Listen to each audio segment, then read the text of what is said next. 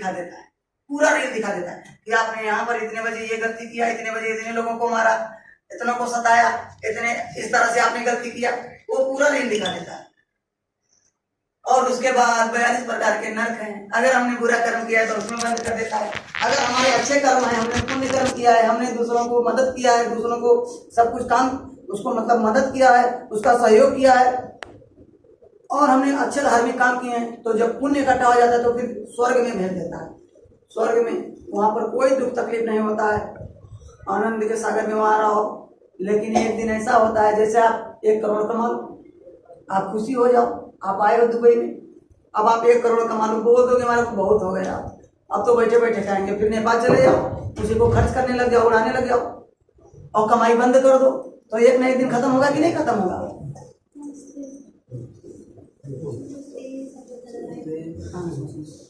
तो एक ना एक दिन क्या होता है कि धीरे धीरे वो पैसा आपका खत्म हो जाएगा।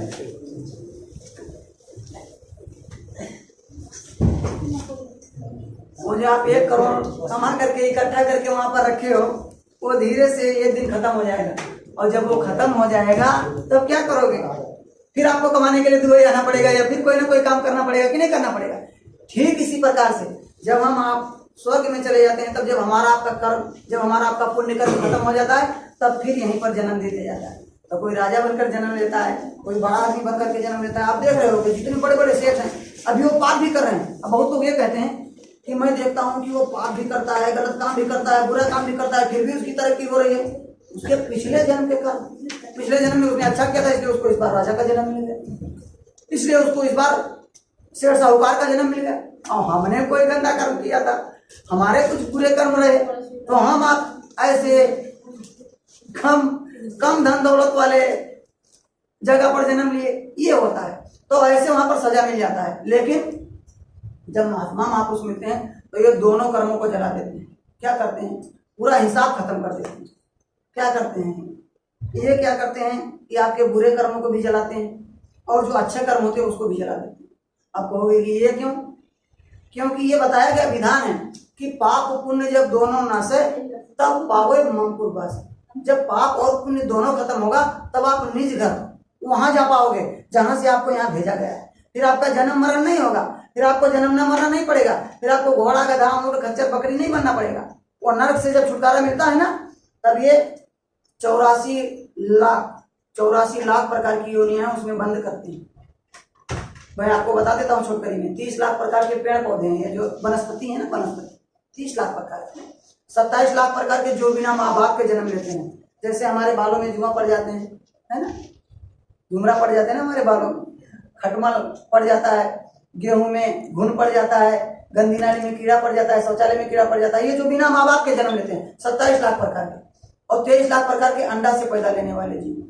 जैसे आपके अबे चींटियां हैं, सांप है, बिच्छू है, घड़ियाल है, मछली है, तरह तरह की चिड़िया हैं, ये पंछी हैं, ये सब जो जन्म लेते हैं इसमें ये 84 लाख प्रकार की हैं। और इसके बाद 4 लाख जो पिंड से जिसका शरीर जन्म लेता है, हाथी घोड़ा गधा बिल्ली सुअर, इसी में मनुष्य शरीर आता है। गाय अपने मौत से मरती है तब लड़की बनकर जन्म लेती है, बैल अपने मौत से मरता है तब लड़का बनकर के जन्म लेता है। इतना चक्कर लगाने के बाद ये मनुष्य शरीर मिला।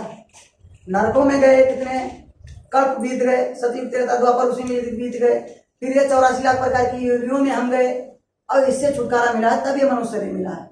इसीलिए तो कहा गया है नर समान नहीं कौनो देही जीव चराचर याचक ली। ये लिखा है आपके साथ कि नर के समान, इस मनुष्य शरीर के समान कोई शरीर नहीं है। 84 लाख प्रकार की योनियां, उसमें सर्वश्रेष्ठ इस मनुष्य शरीर को बताया गया है। सर्वश्रेष्ठ है, सबसे अच्छा, सबसे उत्तम, सबसे उच्च क्वालिटी की ये मनुष्य शरीर है। 5 तत्व से बना है। छित जल पावन गगन समीरा, पंच रचित या अधम शरीरा। जल पृथ्वी अग्नि वायु और आकाश, ये 5 तत्व मिलकर के ये मनुष्य शरीर बना।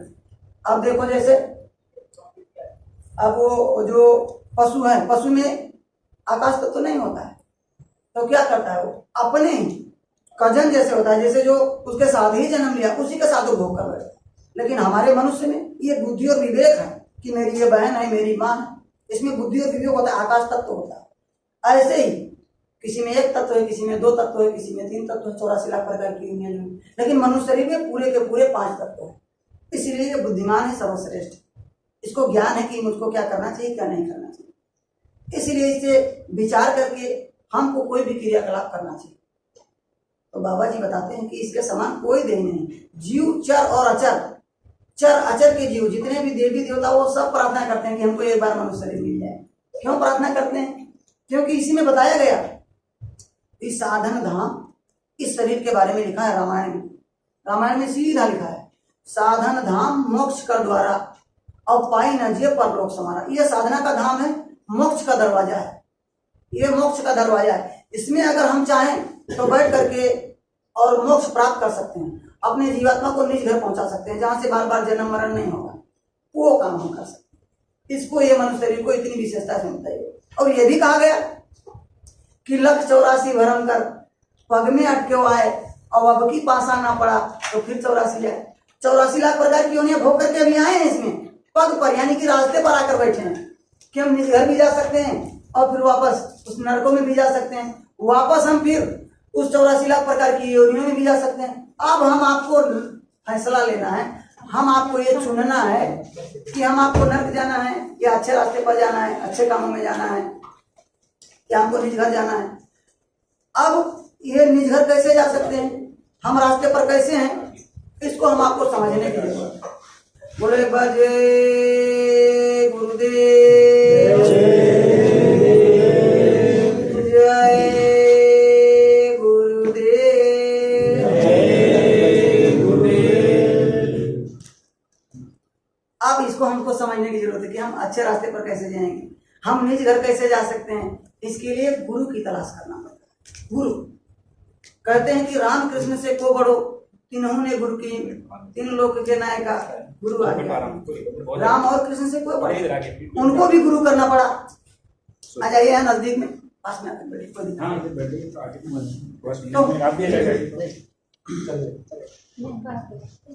तो हम आपसे बताया गया कि राम कृष्ण से को बड़ो तीनों ने गुरु की और तीनों लोग के नायका गुरु आगे अधीन। गुरु के आगे सब लोग अधीन है, सबको गुरु करना पड़ा। आज तक सबको गुरु करना पड़ा।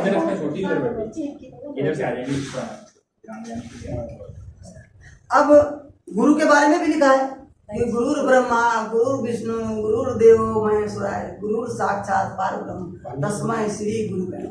गुरु ही पार ब्रह्म है, बताया गया। गुरु ब्रह्मा गुरु ही विष्णु गुरु देवो महेश्वराय, गुरु ही महेश्वर है, गुरु ही शंकर है, गुरु ही पार ब्रह्म है। ये कहा गया हमारे शास्त्र में। गुरु का पद सबसे ऊंचा रहा। और ये भी कहा गया कि गुरु गोविंद दो खड़े काके लागू पाए बलिहारी गुरु आपकी गोविंद दियो लखाए। बलिहारी उस गुरु की जिसने गोविंद लखा दिया, हमको गोविंद से मिला दिया। गुरु ही वो होता है जो भगवान से मिला देता है, गुरु ही होता है जो ईश्वर से आपको मिला देता है, कनेक्शन करा देता है। इसलिए गुरु की खोज करना पड़ेगा। अब गुरु किसी हाड़ मांस का नहीं होता है। गुरु दाढ़ी बाल का नाम नहीं होता है, गुरु तिलक चंदन का नाम नहीं होता है, गुरु कोई कपड़े से नहीं होता है। गुरु उसी को माना जाता है जो खुद उस हमारे प्रभु परमात्मा का दर्शन किया हो, उससे मिला हो, उसके पास आता और जाता हो, उसको गुरु कहते हैं। गुरु तो वैसे बहुत मिलेंगे, हमने पिछली बार भी, इसके पहले भी बराबर, आज कई सप्ताह से सत्संग चल रहा है। पिछली बार भी हमने 10 लगभग कई गुरुओं के बारे में, 7 गुरु के बारे में हमने बताया था। और कहा भी गया है कि जब तक गुरु मिले नहीं सांचा तब तक करो गुरु 10 पांचा। जब तक सच्चा गुरु न मिल जाए तब तक 10-5 गुरु कर सकते हैं, कोई जरूरी नहीं, क्योंकि हमने अपने जीवन में किया है। पहला गुरु तो हमारे माता पिता ही हैं। फिर आज बता देता हूं मैं, पहला गुरु है पिता और माता जो रक्त बीज के दाता, जो हमको जन्म दिए। पहला गुरु तो हमारे वही, हमको दूध पीना सिखाया, हमको पापा कहना सिखाया, हमको मम्मी कहना सिखाया, हमको रिश्तेदारी नातेदारी, ये काका है, अंकल है, ये है, सब सिखाया। उंगली पकड़ के चलाना सिखाया हमको हमारे माता पिता ने। तो पहले गुरु तो माता पिता हो गए। दूसरा गुरु भई वो दाई जो गर्भवास की मैल छुड़ाई, जो नाल काटती है जो हमारा, उसको दूसरा गुरु बताया गया। तीसरा गुरु ने नाम उचारा, गांव देश के लोग पुकारा, तीसरा गुरु उसको बताते हैं जो नाम हमारा नाम रख देता है, राम, घनश्याम, गोपाल, कृष्ण, हरि, तो वो तीसरा गुरु हो जाते हैं। चौथा गुरु उसको कहते हैं जो, चौथा गुरु ने शिक्षा देना।